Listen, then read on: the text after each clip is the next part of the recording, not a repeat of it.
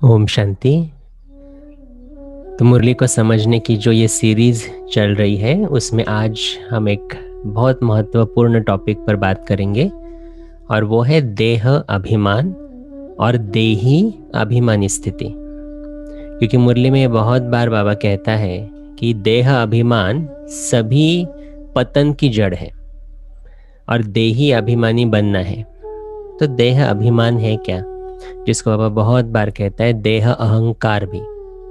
तो देह माने ये शरीर और उससे रिलेटेड जो भी चीजें हैं उसका अभिमान रखना, अहंकार आना, यही तो है देह अहंकार, और जिसकी वजह से दुख होता है। तो हम जब खुद को देह समझते हैं तो देह से रिलेटेड जो भी चीजें हैं, जैसे मैं कैसे दिखता हूँ, मेरा नाम क्या है, मेरा पद, पोजीशन, पैसा, ये सब चीजें, उसका अहंकार चढ़ता है। फिर हम लोगों से रिस्पेक्ट मांगते हैं और अगर वो नहीं मिलती है तो दुख होता है। चलो ये कोई भी चीज नहीं है, लेकिन खुद को देह मानते हैं तो कहीं ना कहीं डर बैठता है कि मुझे कुछ ना कुछ होगा। तो देह अभिमान ये भय भी पैदा करता है। तो ये सभी विकार, काम, क्रोध, मोह, लोभ, अहंकार, या फिर भय है, आलस्य है, अलबेलापन है, ये सभी विकारों की जड़ ही है देह अभिमान, खुद को शरीर समझना। इसी को बाबा बहुत बार कहता है रावण की प्रवेशता। तो रावण कोई मनुष्य तो था नहीं ना, 5 विकार पुरुष के, 5 विकार स्त्री के, और ये 5 विकार आए क्यों? देह अभिमान की वजह से। तो जैसे द्वापर युग में मैंने खुद को शरीर मानना शुरू किया, तो देह अभिमान की प्रवेशता, रावण की शुरुआत हुई।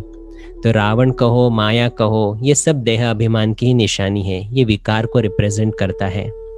तो अभी बाबा क्या कहता है? देह अभिमान को छोड़ो और खुद को जो है जैसा है वो समझो। माना मैं आत्मा और ये शरीर अलग। तो देह है ये शरीर और देह में बसने वाली मैं आत्मा, वो है देही। और इसलिए बाबा कहते हैं देही अभिमानी स्थिति, सोल कॉन्शियसनेस स्थिति, जिसको बाबा दूसरे शब्द में भी कहता है आत्म अभिमानी स्थिति। तो देह माना शरीर, देही माना आत्मा। तो देही आत्मा में इस शरीर में विराजमान। तो देही अभिमानी स्थिति को कहते हैं सोल कॉन्शियसनेस, जिसको दूसरे शब्द में बाबा कहते हैं आत्म अभिमानी स्थिति। तो बाबा बहुत बार कहते हैं ना, खुद को आत्मा समझ, मुझ बाप को याद करो। तो यही तो योग है। कि बहुत लोगों को ये भी प्रश्न होता है योग माना करना क्या? तो योग माना मैं कौन हूं वो समझना और उसको प्रैक्टिकल में लाना। योग का अर्थ ही है याद। और याद क्या करना? मैं कौन? मैं आत्मा हूं। कौन सी आत्मा हूं? शांत स्वरूप हूं, पवित्र हूं, सुख स्वरूप हूं। मैं किसका हूं? शिव बाबा का हूं। तो शिव बाबा के गुण मुझ में है। और तीसरा, बाबा जो सिखाता है, जो ज्ञान देता है, उसको स्मृति में रखना, वो याद रखना, यही है योग। तो देही अभिमानी स्थिति माने प्रैक्टिकल जीवन में मैं आत्मा कौन हूँ, उसके गुण क्या है, उसको धारण करके फिर कार्य में लाना।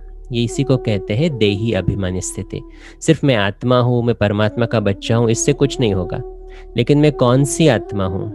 पवित्र स्वरूप हूँ, सुख स्वरूप हूँ। तो मुझे दूसरों के साथ व्यवहार कैसे करना है?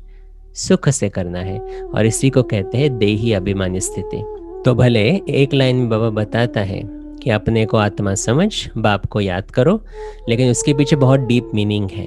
कि आत्मा समझना माना अपने गुणों को स्मृति में लाना और उसको प्रैक्टिकल में लाना।